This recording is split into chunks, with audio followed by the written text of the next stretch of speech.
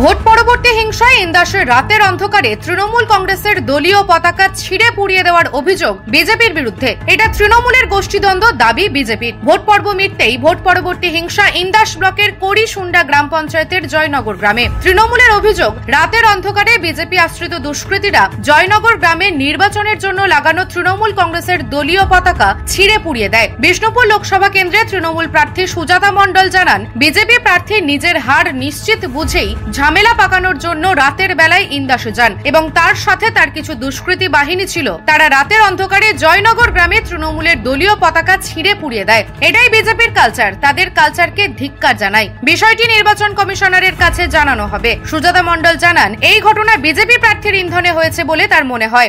দেখুন, গতকাল আমি ওই বস্তিতে গিয়েছিলাম। আমারই একজন সহকারীর ওটা ভোটদান কেন্দ্র। তো তিনি আমাকে বললেন, ম্যাডাম তাহলে আপনি তো ঘুরেই বেড়াচ্ছেন, যখন তাহলে আমিও ভোটটা দিয়ে আসি আর আপনারও এলাকাটা দেখা হয়ে যাবে।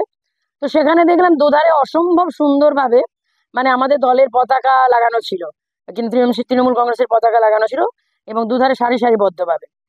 কিন্তু গতকাল রাত্রে বিজেপি প্রার্থী নিজের হার নিশ্চিত বুঝে এবং ইন্দাস থেকে উনি ব্যাপক ভোটে পরাজিত হবেন বুঝতে পেরে উনি ঝামেলা পাকানোর জন্য উনি কিন্তু রাত্রেবেলায় ইন্দাসে পৌঁছন এবং সেখানে তার কিছু দুষ্কৃতীরাও তাকে তার সঙ্গে থাকে। তারপরে হঠাৎ করে আমার কাছে খবর আসে যে তেঁতুলমুড়ির ওই সুন্দর সাজানো যে পতাকা সমৃদ্ধ যে বুথটা, সেখানে সমস্ত পতাকা বিজেপির লোকজন ছিঁড়ে পুড়িয়ে দেয়। এভাবে কি বিজেপি জিততে পারবে?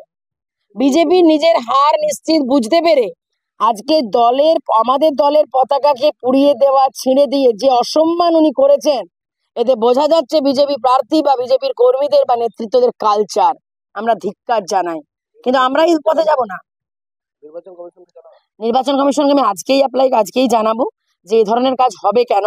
ভোট মিটতেই সময় পেল না, এখনো পর্যন্ত স্ট্রং রুম সিলড হয়নি, তার মধ্যে ঘটনা ঘটবে কেন? এবং সর্বোপরি গতকাল মধ্যরাত পর্যন্ত বিষ্ণুপুরের বিজেপি প্রার্থী অশান্তির বাতাবরণ সৃষ্টি করার জন্য, হুমকি ধমকি অসভ্যতা করার জন্য উনি কালকে ইন্দাসে গিয়েছিলেন এবং ইন্দাসে বিভিন্ন জায়গায় অশান্তি পরিবেশ সৃষ্টি করেছেন। এটা ওনারই ইন্ধনে হয়েছে বলে আমার দৃঢ় বিশ্বাস। বিষ্ণুপুর সাংগঠনিক জেলা বিজেপির মুখপাত্র দেবপ্রিয় বিশ্বাসের দাবি, এটা তৃণমূলের গোষ্ঠীদ্বন্দ্ব। বিজেপি এই ধরনের কাজ করে না। কোন রাজনৈতিক দলের দলীয় পতাকা নিচে পড়ে থাকলে বিজেপি কর্মী তা তুলে দেয়। তৃণমূল হারছে, 4 তারিখের পর বুঝতে পারবে। আর সুজাতা মণ্ডল এই ধরনের কথা বলবে কারণ তৃণমূল তাকে টিকিট দিয়েছে। না, এটা তৃণমূলের গোষ্ঠীদ্বন্দ্ব। আমাদের ভারতীয় জনতা পার্টির লোক কোনোদিনই কোনো জায়গায় পতাকা ছেড়ে পুড়িয়ে দেওয়া হবে। আমরা বরঞ্চ যে কোনো দলের, আমাদের কোনো কর্মী যদি কোনো দলের পতাকা নিচে রাস্তায় পড়ে থাকে, সেটা সরিয়ে রাখার কালচারই আমাদের মধ্যে আছে। এটা ওদের গোষ্ঠীদ্বন্দ্বের ব্যাপার, আর ওরা হারছে, যার জন্য ওরা এইসব ন্যারেটিভ শুরু করেছে। 4 তারিখের পরে বুঝতে পারবে তার যে কি অবস্থা হচ্ছে।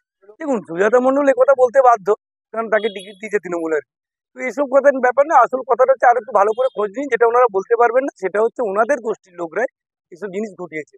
এই পতাকা ছেঁড়া, মানুষ খুন করা, বদমাইশি করা, মেয়েদের ধমকানো এইসব কালচার তৃণমূল কংগ্রেস, এসব কালচার ভারতীয় জনতা পার্টি। নিউজ আজ বাংলা, বাঁকুড়া। রোগী পরিষেবার বিশ্বস্ত প্রতিষ্ঠান দামোদর হেলথ কেয়ার।